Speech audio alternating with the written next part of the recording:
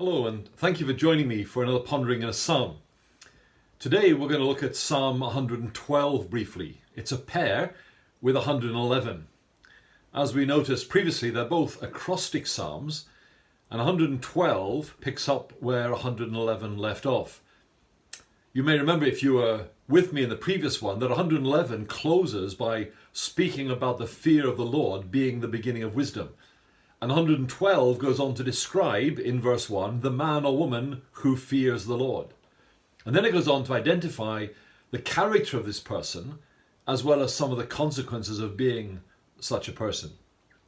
So, to outline this psalm, in verse 1, we have a characteristic of a person who fears the Lord. And we have a very important example of a key element of Hebrew poetry here. It's parallelism. It's a poetic structure in which parallel lines are used to amplify or clarify something. So in the first line of verse 1, we read, after the opening hallelujah, "Blessed is the man who fears the Lord." Then the second line reads, "Who greatly delights in his commandments." Now they're talking about the same person, the one who fears the Lord. So the evidence that I fear the Lord is that I greatly delight in his commandments. So in 111 verse 2, the wise man delights in the works of God.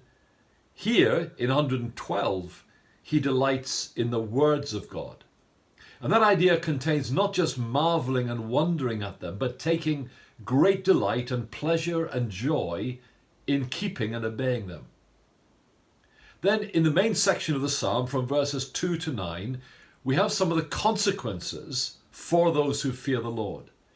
And it's interesting to note that these consequences, or in the light of the beatitude pronounced in verse 1, we might call them blessings. Some of these are externally visible and others are internally present. Let's just briefly run through them and note them. So in verse 2, the person who fears the Lord shapes and affects the character of their own offspring and also of those around them.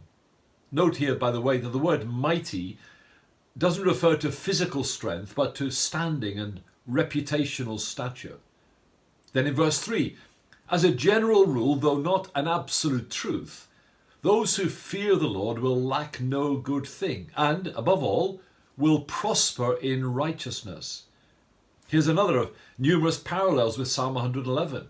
Verse 3 of that psalm spoke of the righteousness of God, while verse 3 of this psalm speaks of the righteousness of his people.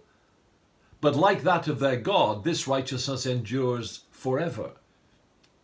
In verse 4, just as in verse 4 of Psalm 111, God is gracious and merciful, so the person who fears the Lord becomes more and more like him, and is given spiritual insight and wisdom as well.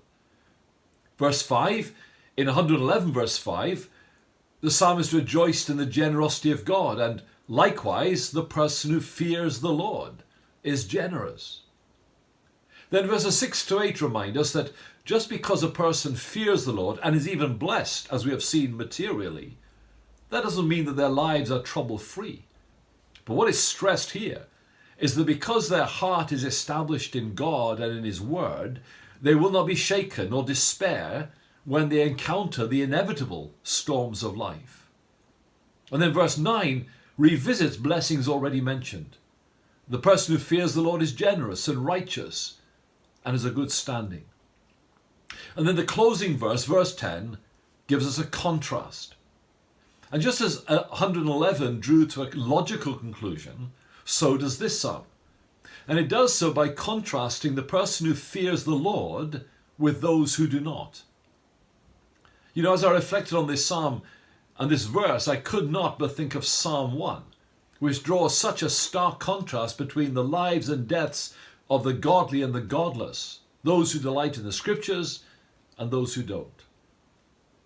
Friends, as we put these two psalms together, 111 and 112, as we put them side by side and reflect on them, we're being taught a very precious spiritual truth.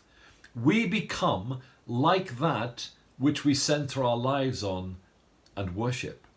Twice in the Psalms, in 115 verse 8 and 135 verse 18, we learn that, quote, those who make them, that is idols, become like them. So do all who trust in them? Well, Psalms 111, 112 together teach us that those who worship and serve the living God become more and more like him. Is there any greater preoccupation for us than to devote ourselves to that goal, to becoming more and more like our glorious God? I can't think of any. Look forward to you joining me as we take a look at Psalm 113 in our next brief study.